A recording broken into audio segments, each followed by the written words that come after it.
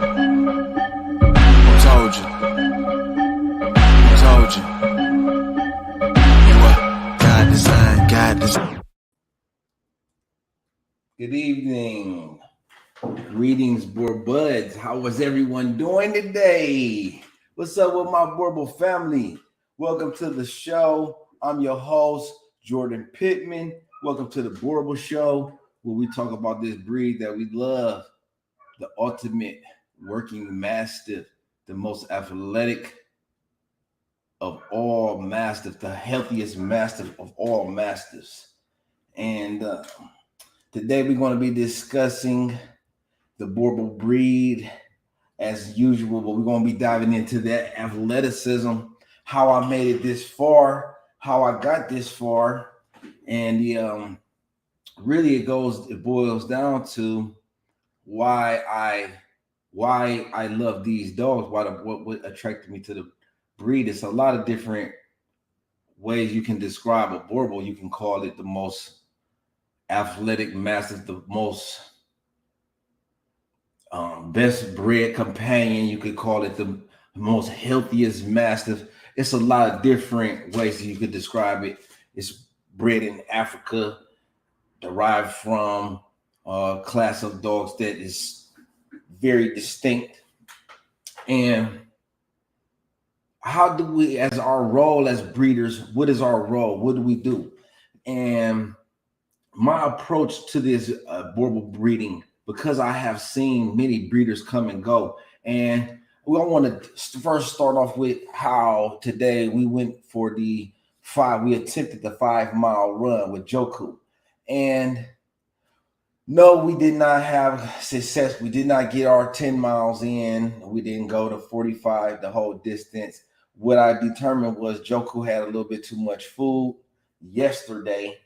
And because when he came home, we ended up having to call the rescue wagon. By the way, we didn't even make it the full ride back home. Joku kept stopping. I said, you know what? Enough is enough. Called up the rescue wagon, and we had to call in for a pickup. I don't feel bad about that. Normally, it's one of the reason for me to just walk away from a dog, feel bad about a dog. But I know that Joku can accomplish that feat. So we're going to attempt it again, and it's going to be, we're going to have success. But what that is an example of is my philosophy with breeding and my approach to the breeding. And a lot of people would tell you, if you look at my dogs, you see the dogs, they look different. And it's because that I am selecting for the athletic mastiff. My school of thought is based off of Mother Nature. Survival of the fittest. I grew up watching Wild Discovery and watching the animals interact and the way that they were breeding and understanding in Mother Nature the way that the selection, the only the strong survive.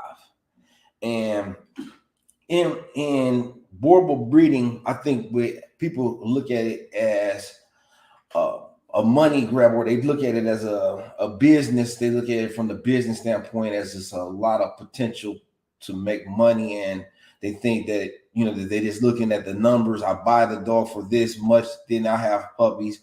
I'll be able to sell each puppy for at least what I pay for this dog. So therefore, I'm going to make that much more money, and that doesn't really tell the full story of dog breeding. Understand that dog breeding is not about producing puppies. Producing puppies is part of it, but it's not the idea behind, because any two dogs could get together and make puppies.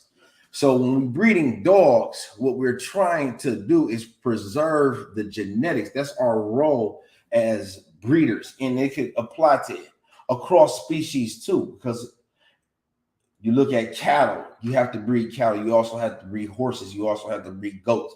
You also have all of these different domesticated species of animals that we're breeding, and dogs just happen to be my area of expertise, Boerboels in particular. And you see a lot of people gravitate to the breed because they big, they beautiful, they strong, they have a great intelligence factor, they love the children, they are easily to train. They got so many different good qualities, But at the same time, when you for a pet, that's for a pet, it's very appealing. And when you talk about breeding, people tend to think, more dogs are the merrier, and I want mass, the more supply that I have, then that increase my profits and things of that nature. And what happens is these dogs end up living in these confined quarters, right? And I said this before, and I'm gonna say this again: the dog has to have this interaction with the environment for their mental stimulation as well as their physical conditioning, right? So a happy dog is a healthy dog. A healthy dog is going to look better, just like a person.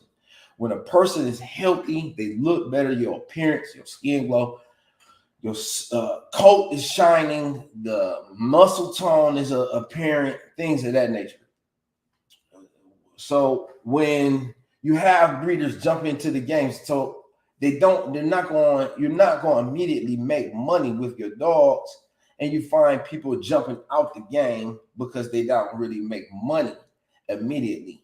And because they're not looking at the characteristics, they're not breeding towards something very specific. And that's why we want to highlight the significance of having a dedicated breeding program that's dedicated to preserving certain traits and characteristics. And that's what breeding is all about.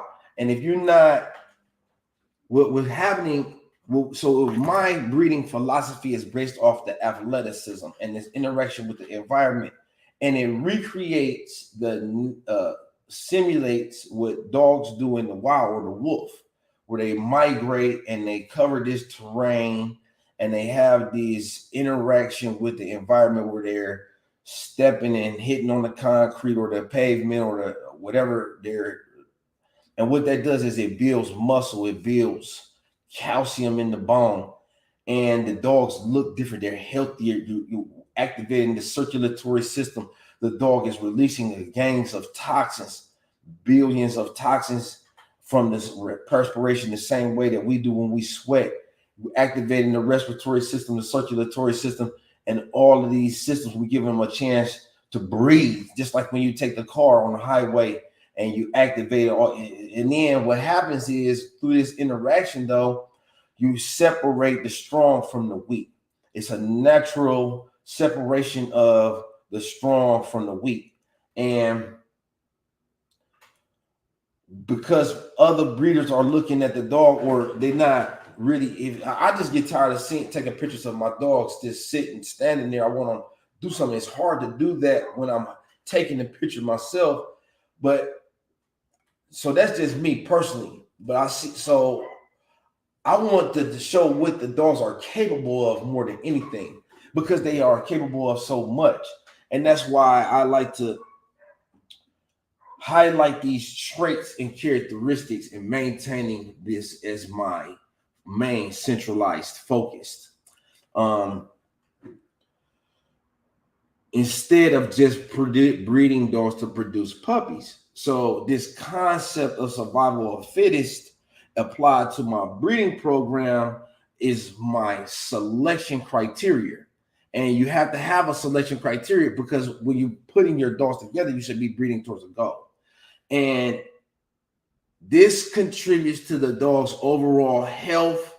It contributes to the overall maintenance of the breed's working abilities and the dog's temperament, certain things that you can really test and assess.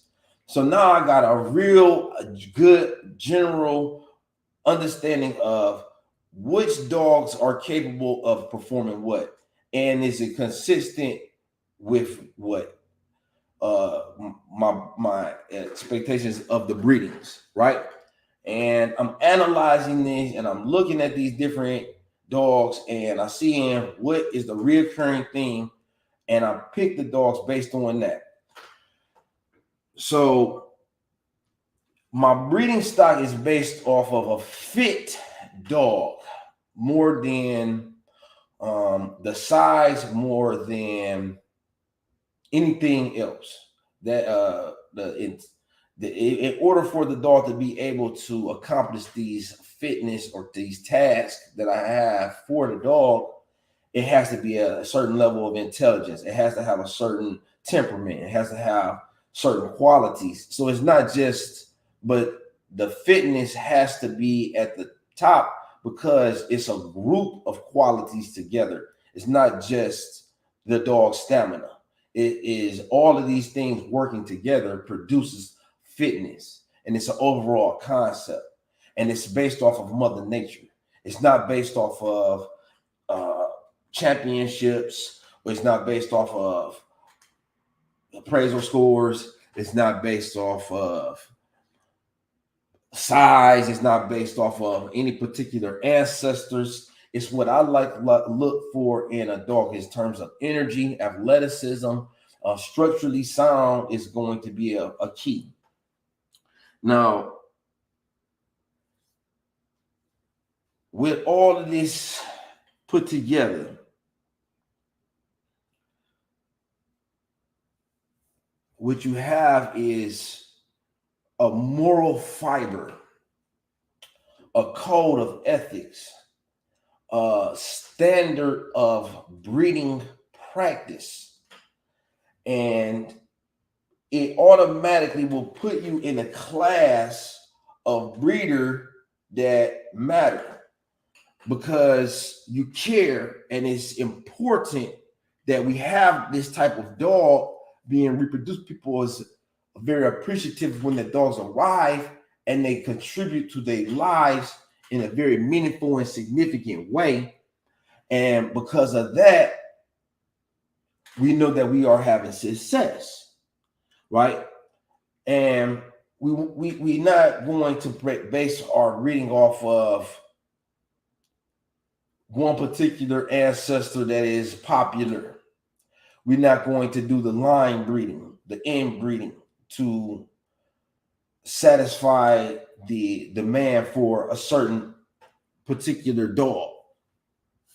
And because of that, we have addressed with this breeding criteria, we have addressed the ethical aspect of our breeding.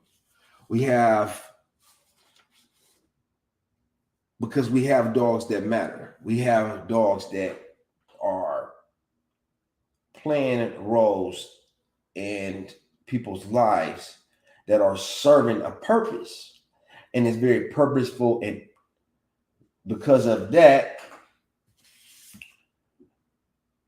they have a place in society, and it doesn't matter whether the dogs face obstacles, because there are many common challenges that we are all going to face in breeding dogs, such as inbreeding, health issues, and we have to overcome that. And through this strategy that I have developed,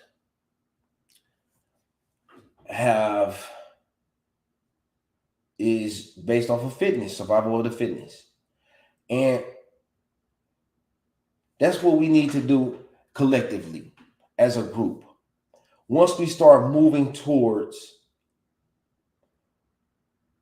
that ideology of only the strong survive, we maintain a vigorous breed.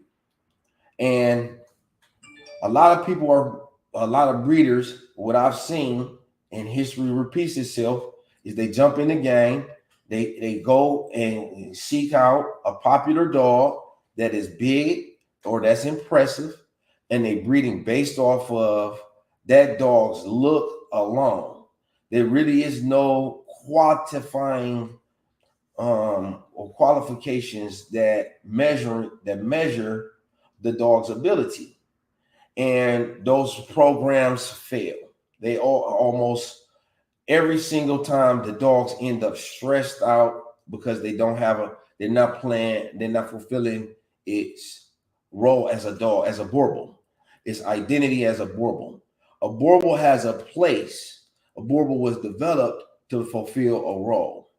And when the dog doesn't have those opportunities, then they become stressed. Remember that this breed is a very intelligent dog, so they don't survive well under the captive, in captivity, so to speak. That is the best way that I can describe it, where they are locked down into these small spaces. And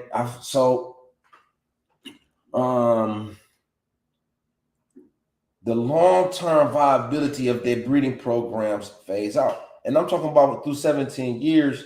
I can run down the list without naming any particular names of people that jumped in and they bought some of the best dogs or so-called best dogs from South Africa, and the dogs didn't last. The dogs had puppies. They still got sperm on semen.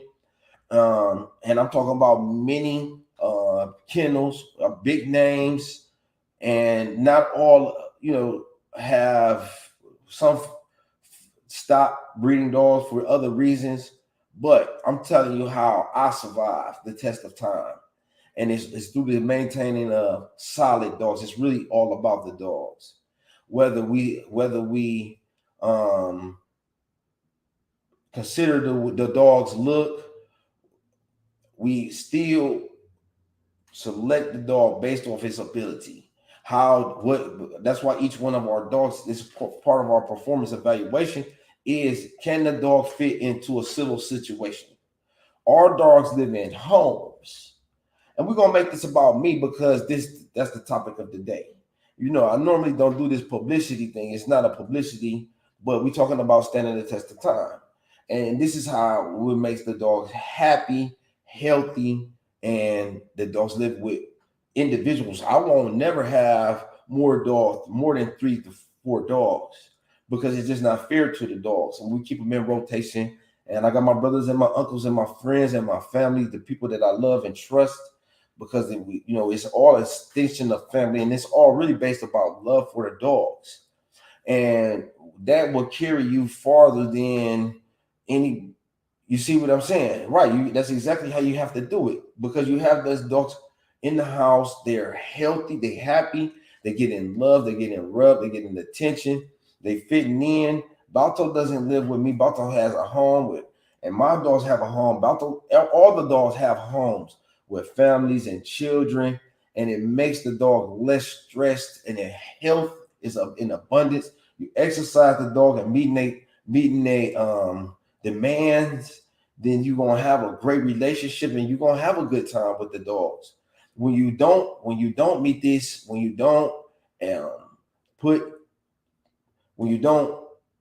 won't have the success when we talk about breeding. But if your dogs, that's how they should be. Even if you're not breeding, that's how they should live. And they get the best of everything. And they involved. They got hands on them all the time. And absolutely, you should do that.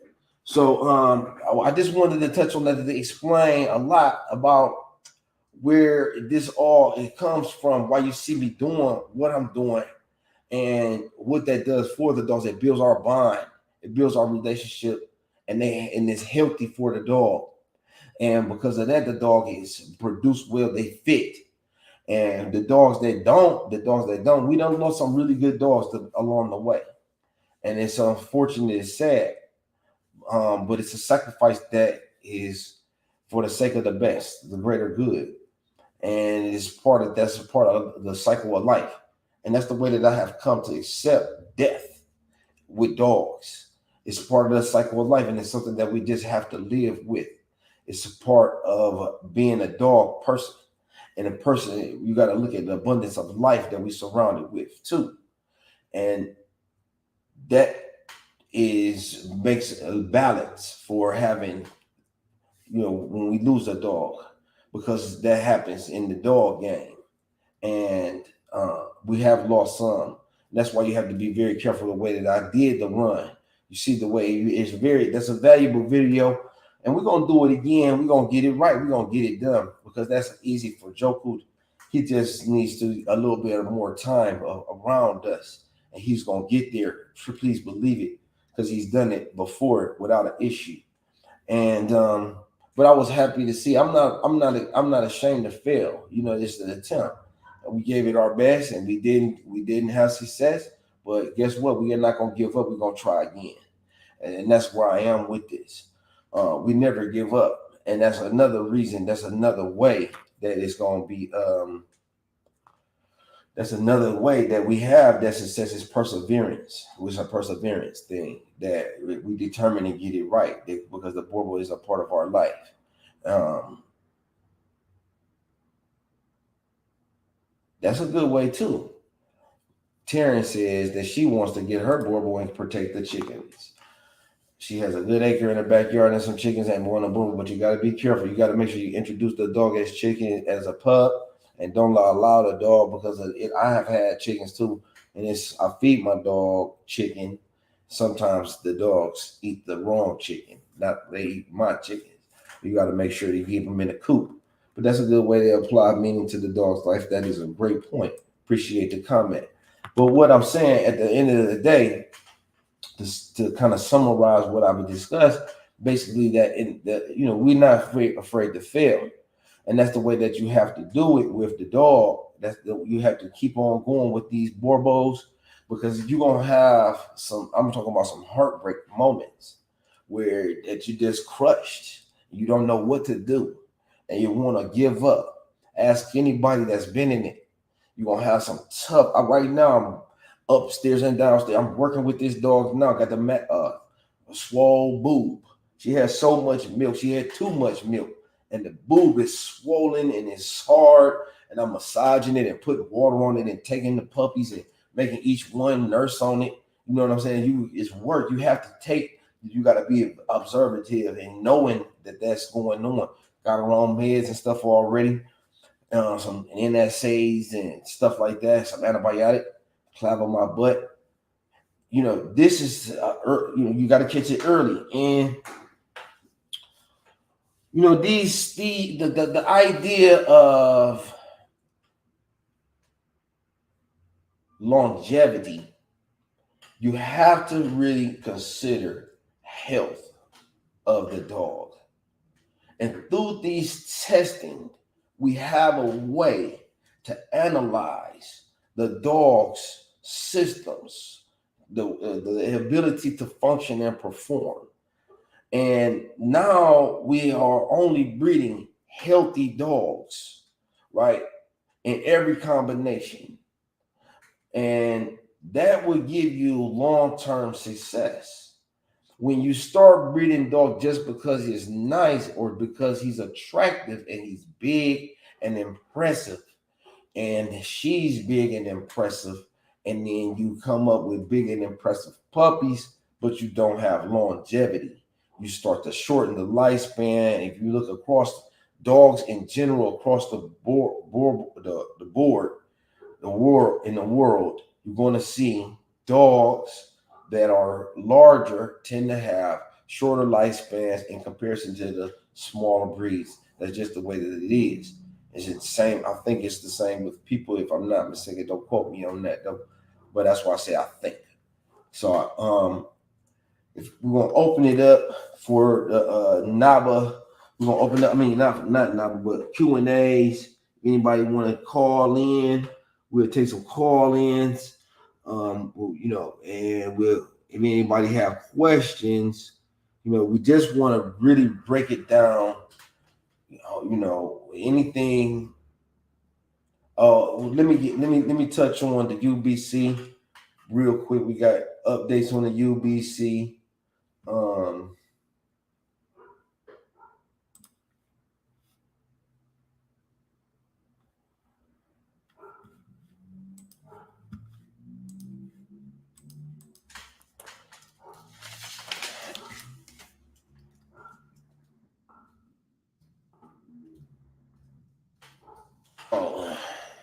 Excuse me.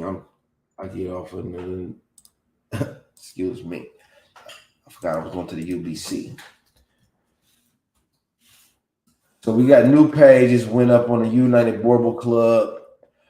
Check it out. You can. We're going to be opening up a Boerboel map for breeders. Everybody can go on there. We're going to be able to put their dogs up.